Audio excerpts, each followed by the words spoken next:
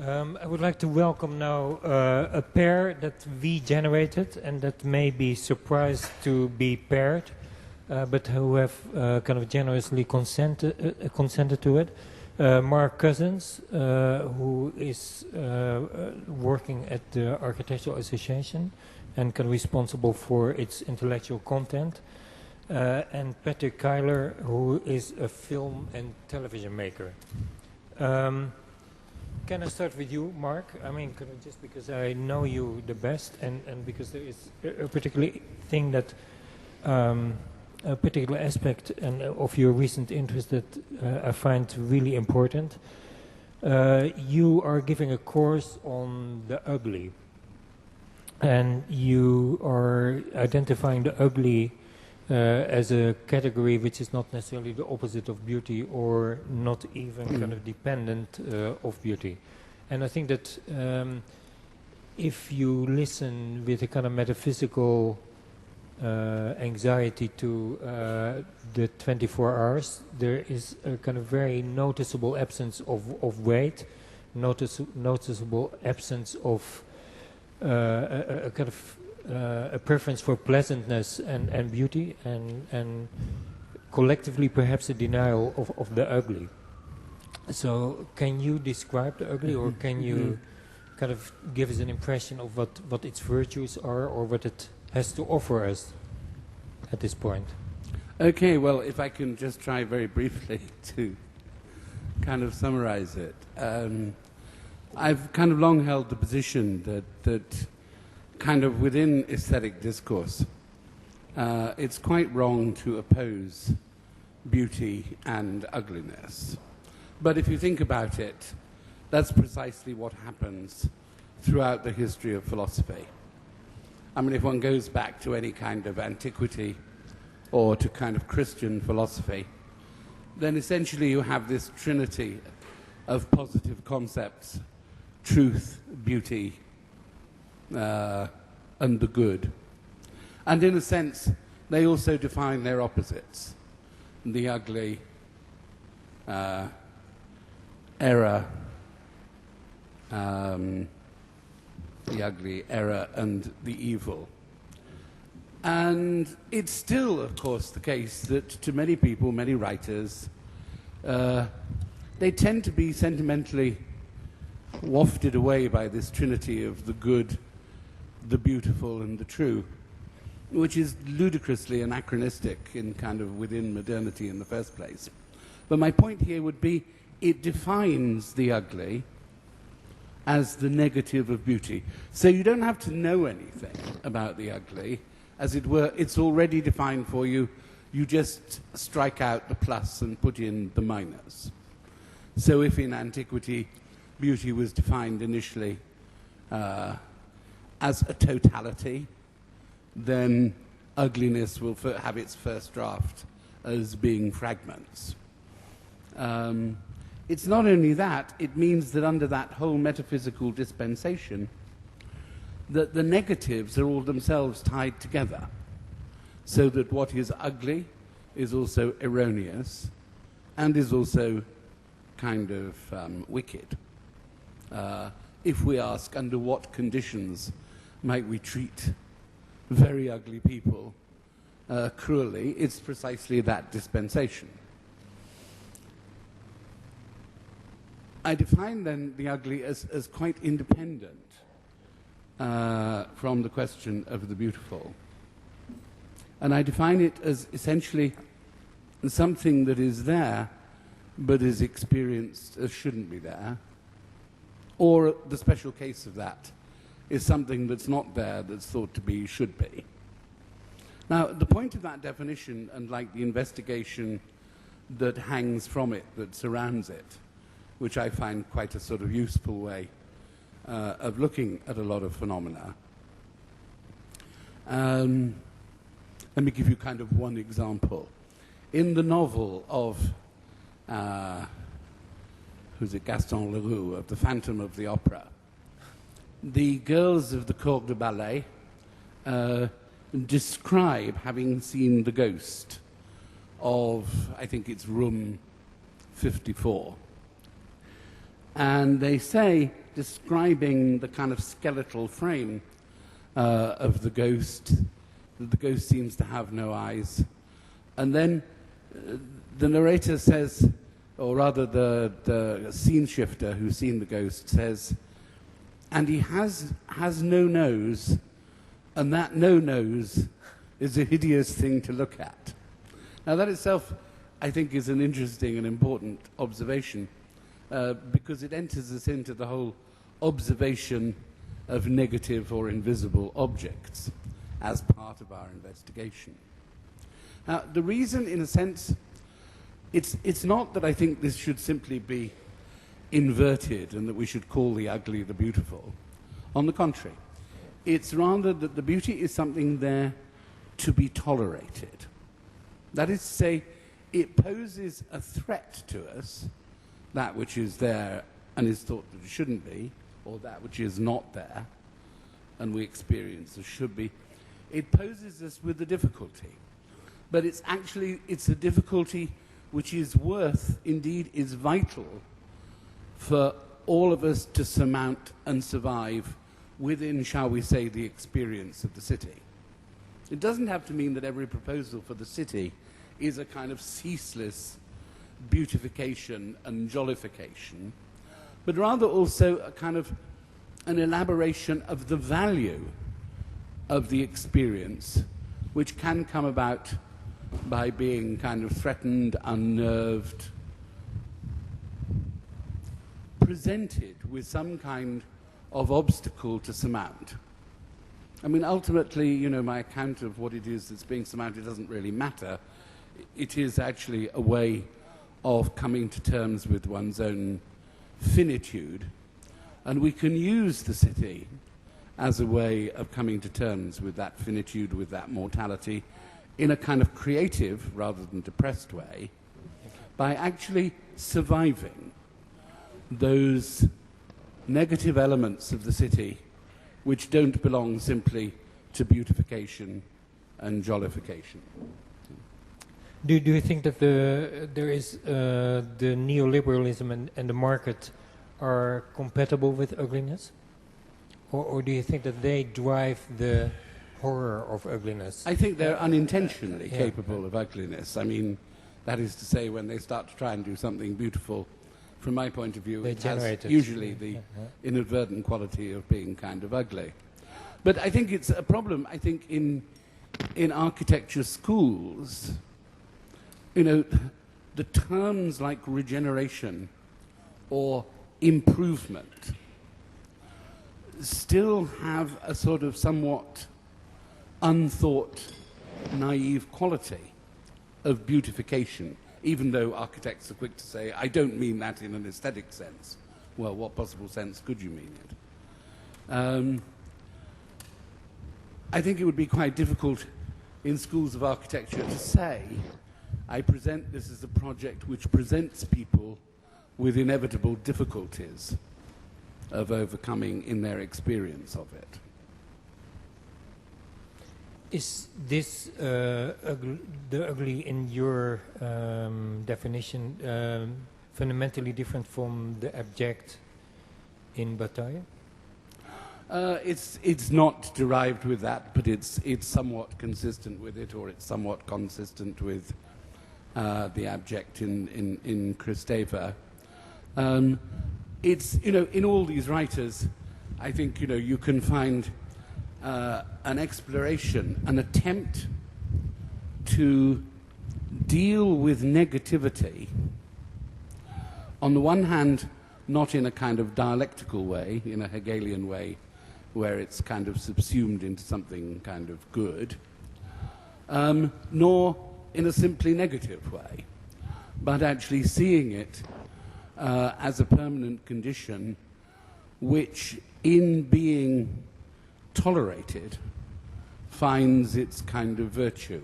I think one of the problems is that we don't really have a language for urban experience, save that of improvement. It would seem quite capricious, quite perverse, almost antisocial to propose anything negative in the city as having a value. Is London a good case study for ugliness? And does it continue to be, or is it losing that capacity? I'm a kind of user of the city, and I'm not an authority on the city. I think the kind of ratios have changed very much in 30 years. I think there have been perfectly kind of reasonable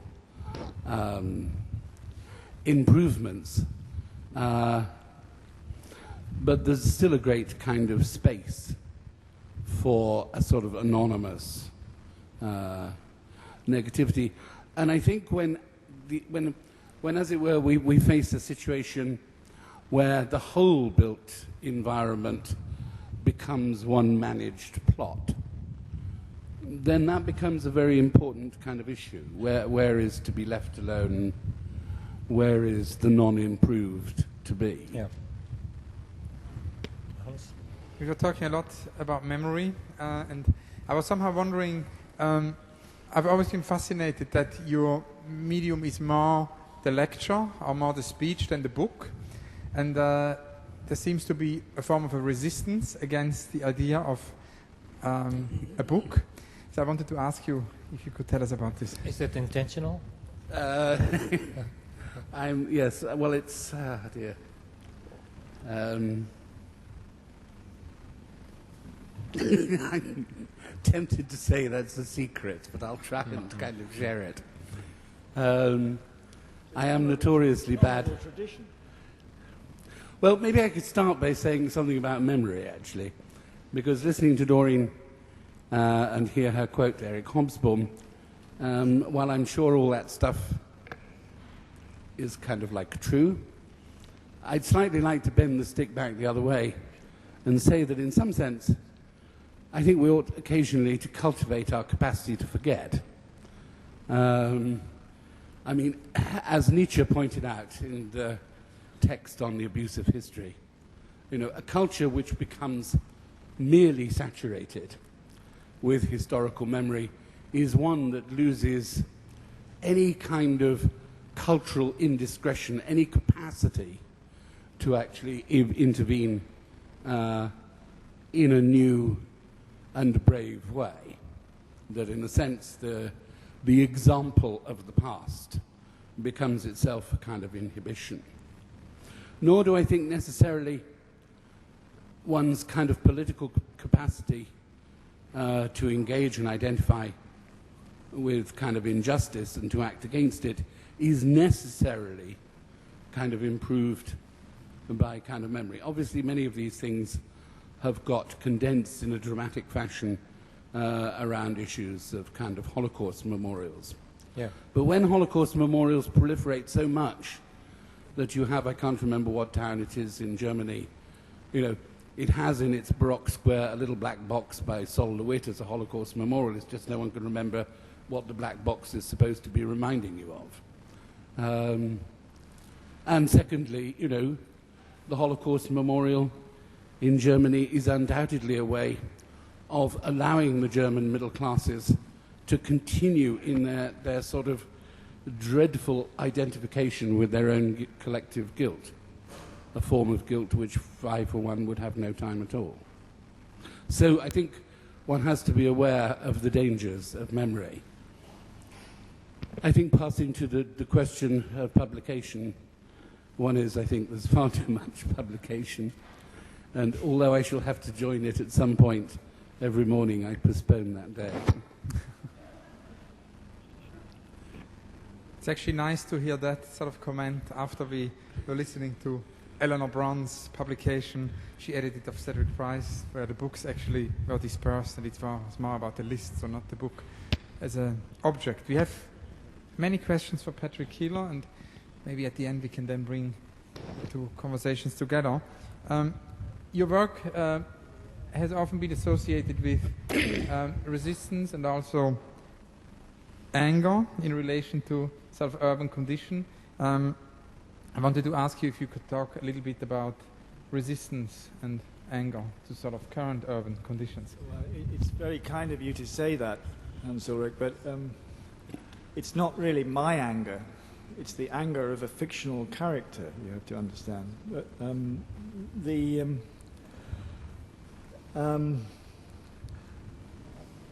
do you really think it's anger? I find that difficult. I mean, what one tries to do, or what I try to do in the work that you're referring to, which I think is these two films, which are now quite old, it should be said, is not so much get angry, but to sort of set out an exposition of the way things were. And in the more recent, I think the first of these films, which is a film called London, which was photographed in 1992 and released in 1994, was based, I think, on a critique of London, which was probably formed in the 80s and to some extent the 70s, and was answered almost as soon as the film was complete. Actually, quite almost humorously, as soon as the print was in the cinema.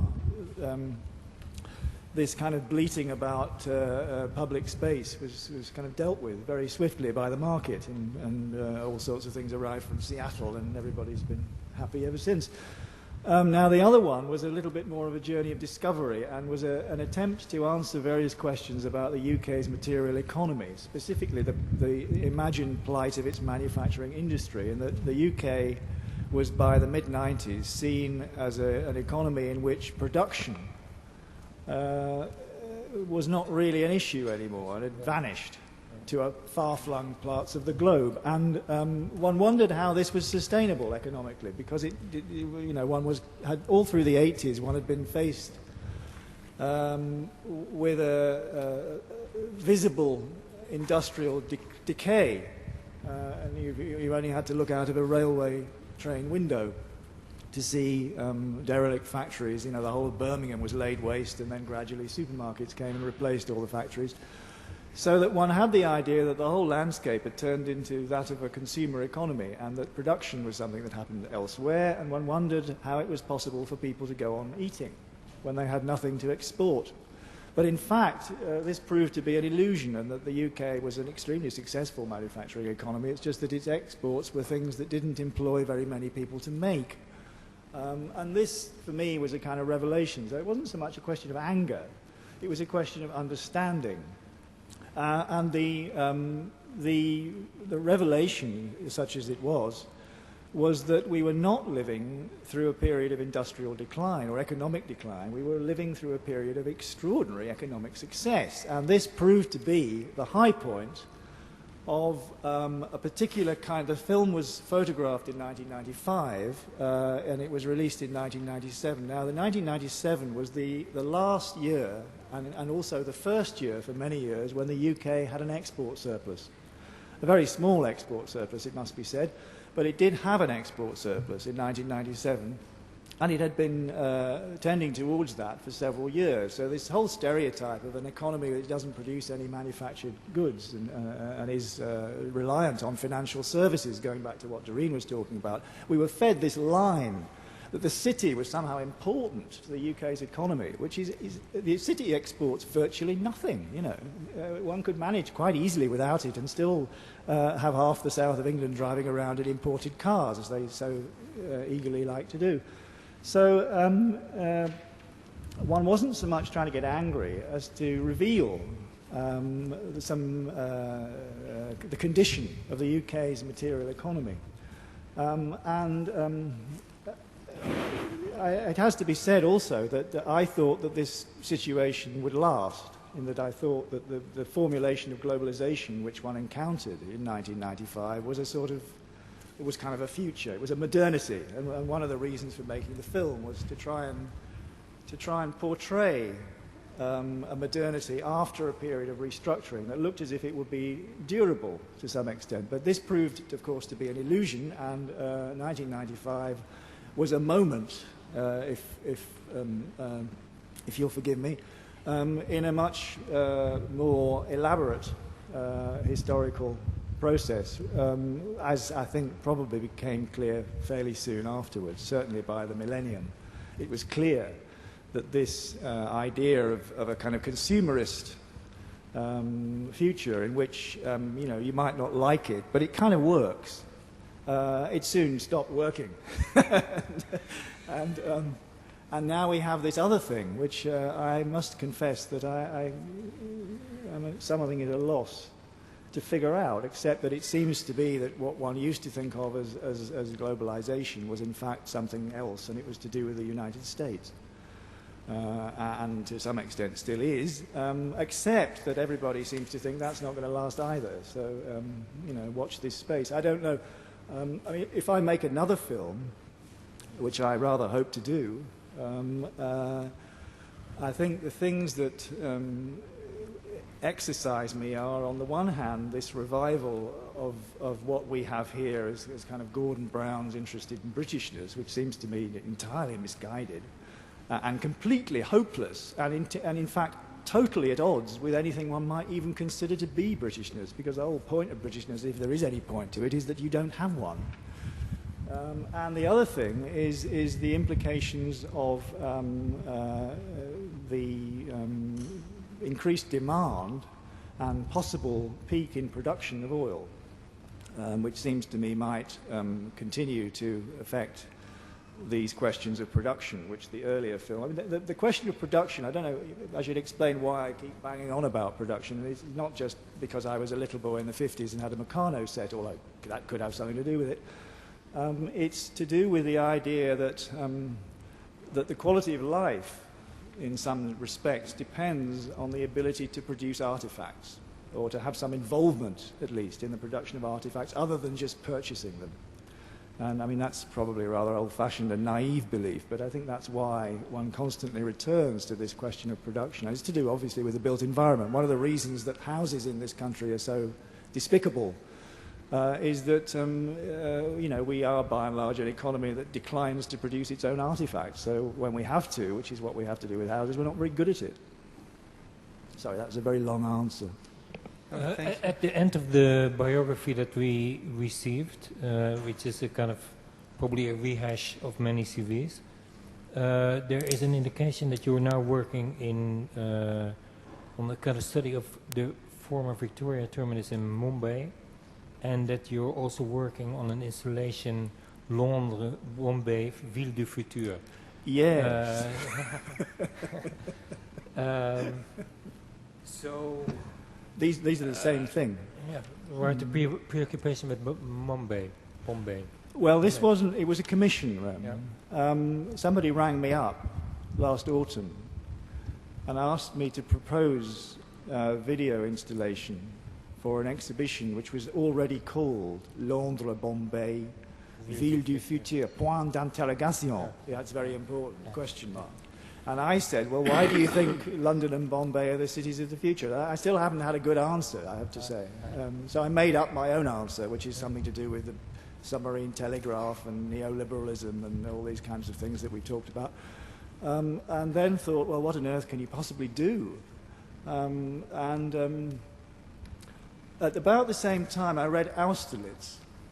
I read the novel Austerlitz, and also I read an essay by Roger Luckhurst, which is called The Contemporary London Gothic and the Limits of the Spectral Turn, which is all about something. So I came rather belatedly to this idea of contemporary Gothic, and I'd always been interested in urban Gothic of the 19th century, the 1890s, of Dracula and so forth, which cropped up in the films.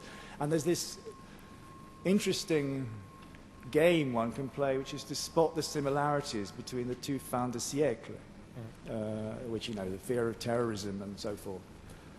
So I didn't really have any knowing absolutely nothing about Mumbai or Bombay, I had really no alternative but to attempt to rebuild the railway station in Lille, which I'm currently doing.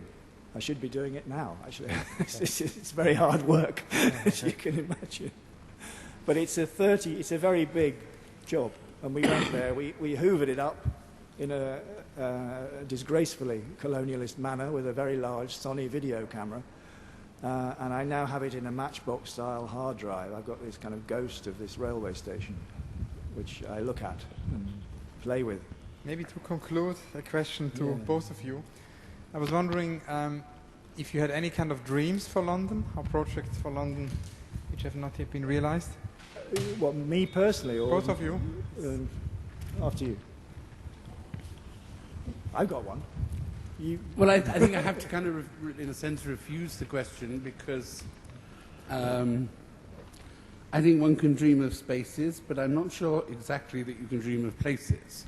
Or rather, if you dream of places, they're always a substitute for kind of somewhere else. That is to say, the dream of a place very rarely turns out to be, in any sense, about the place itself. So I think the real question here is kind of substitution. Dreaming of places is really a wish to connect them to a kind of series of substitutions, which is kind of valuable in itself. And I think that stands very much against, another tradition of looking at the idea of place, which is that it has its own essential kind of integrity. And that's been influential in a certain, to my mind, conservative kind of architectural thought and urbanist thought, and really can't be abandoned too soon. Because I think we're extraordinarily disabled if we think that place is given under some kind of essential Aristotelian notions of topos. Actually, the cosmos is considerably more open than that. I think we need, I don't know if it's a dream, I think we need a proper metropolitan government and a lot of public sector housing. And, I don't know whether we're going to get it, but it seems to me that it's pretty obvious that it would be a very good thing to have both these. Many thanks, Mark Cousins and Patrick Keeler. Thank you.